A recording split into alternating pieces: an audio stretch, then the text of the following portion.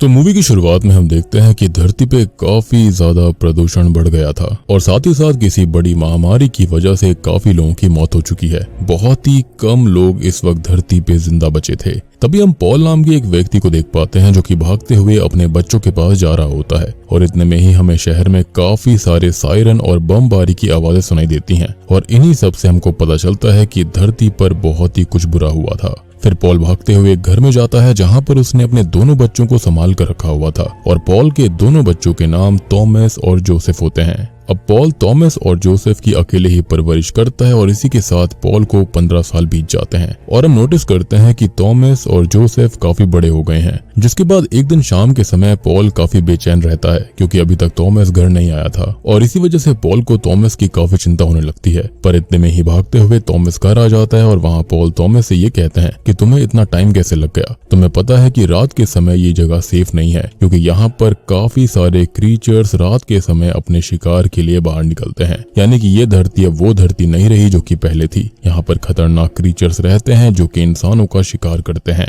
जिसके बाद पॉल अपने दोनों बच्चों को घर को अच्छे से बंद कर देने के लिए कहता है। फिर रात के समय तीनों जन खाना खा रहे होते हैं। तभी थॉमस अपने पिता से ये कहता है कि आज मैं मिसेस रोज के गार्डन में कुछ काम कर रहा था और इसलिए मुझे आने में लेट हो गया था। और इस पर उसका भाई जोसेफ थॉमस से ये कहता है कि मुझे पता है कि तुम वहाँ पर क्या काम करते हो। और इसी बात को लेकर दोनों भाइयों के बीच झगड़ा होने लगता है और तब पॉल दोनों को शांत करता है। लेकिन इतने में ही कुछ क्रीचर्स उनके दरवाजे को तोड़ने की कोशिश करने लगते हैं पर पॉल जल्दी से दरवाजे के पास जाता है और दरवाजे को अच्छे से पकड़ लेता है। अब अगले दिन पॉल देखता है कि उनके दरवाजे पे क्रीचर्स के नाखून के निशान थे और इन निशानों से आपको पता चल गया होगा कि ये क्रीचर्स कितने खतरनाक थे। फिर पॉल अपने बच्चों के साथ मिलकर लकड़ी काटने जाता है और तभी पॉल देखता है कि जोसेफ ने एक मिनी कार बनाई हुई थी। इस पर पॉल उससे पूछता है कि तुमने ये कार क्यों बनाई है। तब जोसेफ ये बताता है कि ये कार उसने छोटे मोटे काम करने के लिए बनाई है। जिसके बाद वो ये कहता है कि मुझे अब डर कर नहीं रहना है, मैं अपनी जिंदगी खुलकर जीना चाहता हूँ। पर ये पूरी तरह से मुमकिन नहीं था।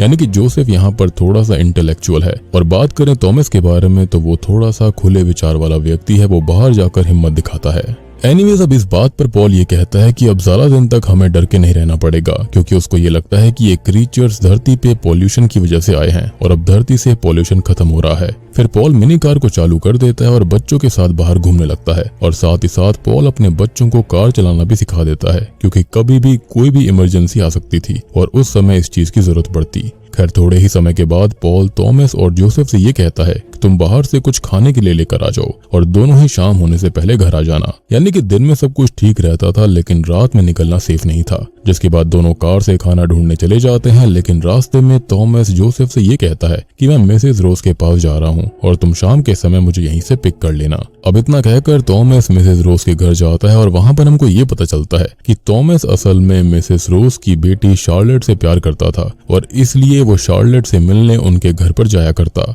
और यही रीजन था कि डाइनिंग टेबल पर जोसेफ ने थॉमस से ये कहा था कि उसको पता है कि वो वहाँ पर क्यों जाता है। एनीवेज अब दूसरी तरफ जोसेफ एक बड़े से बोट के पास जाता है और वहां से खाने का सामान निकालने लगता है पर बोट की हालत बहुत ही बेकार थी और इसी वजह से जोसेफ को खाना ढूंढने में काफी मेहनत करनी पड़ती है। खैर दूसरी तरफ शार्लेट थॉमस को अपने साथ एक जगह लेकर आती है और शार्लेट भी थॉमस से बहुत प्यार करती थी। फिर दोनों ही आपस में काफी सारी बातें करते हैं। तब बातों ही बातों में थॉमस ये देखता है कि शाम होने वाली है और उसे शाम से पहले घर पहुंचना था। तभी थॉमस शार्लेट से बाय बोलता है और भागते हुए जोसेफ के पास आने लगता है लेकिन रास्ते में ही थॉमस एक बड़े से गड्ढे में गिर जाता है और बेहोश हो जाता है। जिसके बाद जोसेफ अपनी कार लेकर थॉमस का इंतजार कर रहा था लेकिन काफी समय बीत जाने के बाद भी थॉमस नहीं आता तो जोसेफ को ये लगता है कि थॉमस घर चला गया होगा और इसलिए वो भी घर आ जाता है। पर जोसेफ के घर पहुंचते ही उसको झटका लगता है क्योंकि पॉल उसको ये बताता है कि थॉमस वहां पर आया ही नहीं। जिस पर जोसेफ पॉल को बताता है कि थॉमस तो मिसेस रोज के घर गया था और उसको ये लगा कि वो डायरेक्ट घर आ गया होगा। अब ये सुनकर पॉल काफी घबरा जाता है और जोसेफ से ये कहता है कि मैं थॉमस को ढूंढने जा रहा हूँ और तुम घर अंदर से लॉक कर लेना। इतना कहकर पॉल थॉमस की तलाश में निकल जाता है और फिर रात के समय जब थॉमस को होश आता है तो वो देखता है कि उसके सर के ऊपर काफी सारे क्रीचर्स थे और वो क्रीचर थॉमस को मारने की कोशिश कर रहे थे। जिसके बाद वो अपनी जान बचाने के लिए जोरों से चिल्लाने लगता है कि तभी पॉल को थॉमस की आवाज सुनाई देती है। फिर पॉल जल्दी से थॉमस के पास जाता है और वहां पर सारे क्रीचर्स को मार डालता है। वहां पॉल थॉमस से कहता है कि हमें आज की रात यहीं बितानी पड़ेगी, क्योंकि अगर हम इस गड्ढे के बाहर जाएंगे तो और भी क्रीचर्स होंगे जो कि उनको मार डालेंगे। अब दूसरी तरफ जोसेफ घर में अकेला होता है और जोसेफ ने घर के दरवाजे बंद नहीं किए थे, क्योंकि जोसेफ को वो क्रीचर्स देखने थे और इसलिए वो उन क्रीचर्स को पकड़ने के लिए एक जाल बिछा देता है। और जब क्रीचर घर में घुसता है तभी जोसेफ एक बड़े से पिंजरे से उस क्रीचर को पकड़ लेता है। जिसके बाद हम पॉल और थॉमस को देखते हैं जो कि उसी जगह पर बैठे हुए थे, पर इतने में ही वहां पर और क्रीचर्स आ गए थे। ये एक काइंड ऑफ केव होती है। फिर पॉल क्रीचर से बचने के लिए एक प्लान बनाता है और जब क्रीचर उनको मारने गड्ढे में आते हैं तभी पॉल और थॉमस उन क्रीचर से बचते हुए गड्ढे के बाहर आ जाते हैं। फिर पॉल जल्दी से एक मिनी बॉम्ब बनाता है और उस गड्ढे में ब्लास्ट कर देता है, जिससे कि सारे क्रीचर्स अंदर ही मारे जाते हैं। पर होता यह है कि इसी ब्लास्ट में पॉल की हालत खराब हो जाती है और वो इंजर्ड हो जाता है, जिससे कि वो वहीं पर बेहोश हो गया था। अब अगले दिन सुबह जोसेफ को अपने भाई और अपने पिता की चिंता होने लगती है, इसलिए जोसेफ कार से उन्हें ढूंढने निकल जाता है। कुछ ही देर ढूंढने के बाद उसे अपने भाई और पिता दिखाई देते हैं और अपने पिता की ऐसी हालत देखकर जोसेफ जल्दी से उन्हें कार में बैठाता है और घर लेकर आता है। घर आने के बाद दोनों भाई मिलकर अपने पिता को बेड पर लिटा देते हैं और वहीं जोसेफ थॉमस को बताता है कि मैंने एक क्रीचर को पकड़ लिया है। फिर थॉमस जोसेफ से कहता है कि मैं उस क्रीचर को नहीं छोड़ूंगा, क्योंकि उसकी वजह से मेरे पापा की ऐसी हालत हुई। जिसके बाद थॉमस और जोसेफ उस क्रीचर को मारने के लिए पिंजरे से निकाल देते हैं, पर वो क्रीचर दिखने में काफी भयानक था और उसका जो हेड स्नैप होता है काफी खतरनाक होता है और इस वजह से पहले तो दोनों भाई घबरा जाते हैं। फिर दोनों मिलकर हिम्मत करके उस क्रीचर को किसी तरह से मार देते हैं। खैर कुछ ही समय के बाद में थॉमस अपने भाई से कहता है कि हमें अपने पिता को मिसेस रोज के पास लेकर जाना चाहिए, क्योंकि उनके पास में दवाइयां हैं और वो हमारी मदद जरूर करेंगी। जिस पर जोसेफ थॉमस से कहता है कि मिसेस रोज के पास जाने का कोई फायदा नहीं है, वो हमारी मदद नहीं करेंगी। पर थॉमस अपनी जिद पर अड़ जाता है और अपने पिता को मिसेस रोज के पास लेकर जाता है, लेकिन वहां पर वो उनकी मदद करने से मना कर देती हैं और कहती हैं कि हमारे पास मेडिसिन नहीं है और हम इनको अपने घर पर भी नहीं रखेंगे। फिर मिसेस रोज ये बोलती है कि अगर तुम्हारे पास ज्यादा खाना नहीं है तो हम थॉमस को अपने पास रख सकते हैं, जिससे कि तुम्हारे पास खाना बचेगा। अब ये सब सुनने के बाद जोसेफ अपने भाई थॉमस पे काफी गुस्सा हो जाता है और कहता है कि मुझे पहले से ही पता था कि तुम मिसेस रोज के पास क्यों आना चाहते थे और डैड की इस हालत के जिम्मेदार भी तुम हो।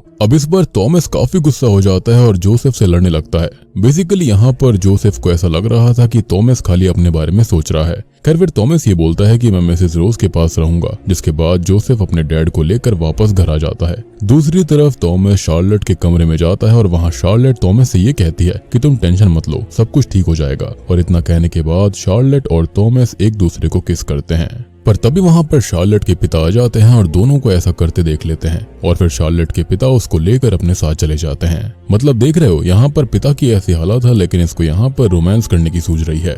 अब जोसेफ घर को अच्छे से बंद कर रहा होता है क्योंकि उसे घर में कुछ गड्ढे दिखते हैं, जिससे वो अंदाजा लगाता है कि क्रीचर जमीन के नीचे से भी आ सकते हैं और इसके लिए उन्हें पहले से ही तैयार रहना पड़ेगा। और शायद से उसको ऐसा भी लग रहा था कि इन क्रीचर्स को उस गड्ढे के नीचे जाना है और शायद इसलिए वो क्रीचर्स उनके घर पर बार बार आ रहे थे। फिर हम थॉमस को देखते हैं जिसे अपने डैड की काफी याद आने लगती है और इसलिए थॉमस शार्लेट से कहता है कि मैं अपने घर वापस जाना चाहता हूँ और अगर तुम्हारे पास कुछ दवाइयां हैं तो प्लीज मुझे दे दो, क्योंकि मेरे पिता की हालत काफी खराब हो गई है। तब शार्लेट चुपके से कुछ दवाइयां थॉमस को देती है, पर उसे ऐसा करते हुए एक नौकर देख लेता है। और यहाँ पर मिसेस रोज उतनी अच्छी लेडी नहीं थी क्योंकि उसके पास दवाइयां थी, लेकिन उसने फिर भी दवाइयां देने से इनकार कर दिया। मेरे ख्याल से वो खुद के लिए सप्लाईज रख रही थी और किसी और को देना नहीं चाहती। ऑब्वियस सी बात है, ऐसी हालातों के अंदर अपनी सप्लाईज कोई भी खत्म करना नहीं चाहेगा और जब ऐसा कुछ होता है तो सबसे पहले इंसानियत की मौत होती है। अब जब थॉमस अपने घर जा रहा होता है तभी वही नौकर थॉमस पे गन तान देता है और कहता है कि दवाइयां चोरी करके कहाँ जा रहे हो। इस पर थॉमस उसे कहता है कि ये दवाइयां उसको शार्लेट ने दी है,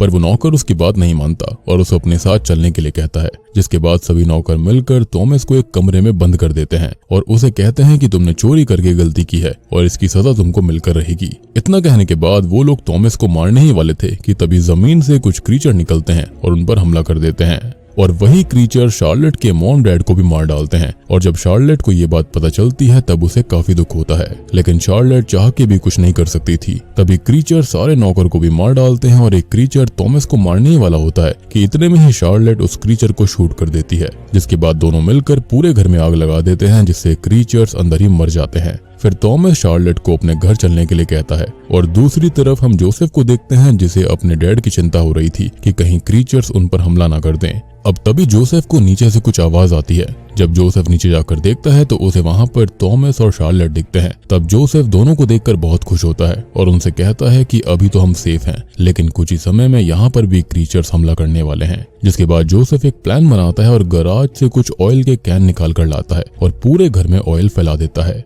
फिर जोसेफ थॉमस और शार्लेट से कहता है कि तुम लोग बस क्रीचर्स के ऊपर नजर रखो कि वो अंदर ना आ जाएं, वरना हमारा प्लान फेल हो जाएगा। और मुझे ऐसा लगता है कि ये जो क्रीचर्स थे ना, वो शायद से यहाँ के टॉक्सिक एनवायरनमेंट को छोड़कर धरती के अंदर जाना चाहते होंगे, या फिर इनका वहां पर बसेरा होगा तभी तो यहाँ पर ये सब पर हमला कर रहे थे, या फिर ये भी हो सकता है कि ये अंडरग्राउंड टनल सिस्टम के अंदर जाना चाहते होंगे। अब यहाँ पर असल में जोसेफ का प्लान ये होता है कि एक बड़े से बॉक्स में वो लोग बंद हो जाएंगे या फिर फ्रीजर में बंद हो जाएंगे और घर के नीचे वाले फ्लोर को ब्लास्ट कर देंगे, जिससे क्रीचर्स भी मर जाएंगे और उन्हें भी ज्यादा कुछ नहीं होगा। और अब प्लान के मुताबिक काम चल ही रहा होता है कि तभी क्रीचर घर में आने लगते हैं और थॉमस पे हमला कर देते हैं। पर शार्लेट अपने गन से सारे क्रीचर्स को मारने लगती है, लेकिन अब वो क्रीचर्स ऊपर वाले कमरे में आने लगे थे।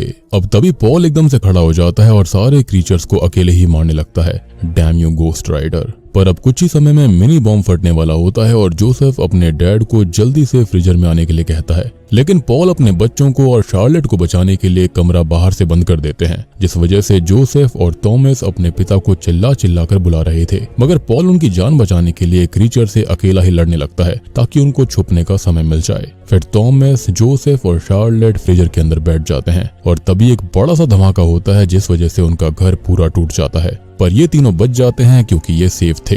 फिर थॉमस और जोसेफ अपने डैड की मौत पर काफी दुखी होते हैं, लेकिन इतने में ही कुछ क्रीचर्स उनकी तरफ बढ़ने लगते हैं, जिससे बचने के लिए तीनों ही कार में बैठ जाते हैं और वहां से जाने लगते हैं। लेकिन वो क्रीचर्स उनका पीछा कर रहे होते हैं, लेकिन तभी शार्लेट अपनी गन से उनको शूट कर देती है और इन तीनों की जान बच जाती है।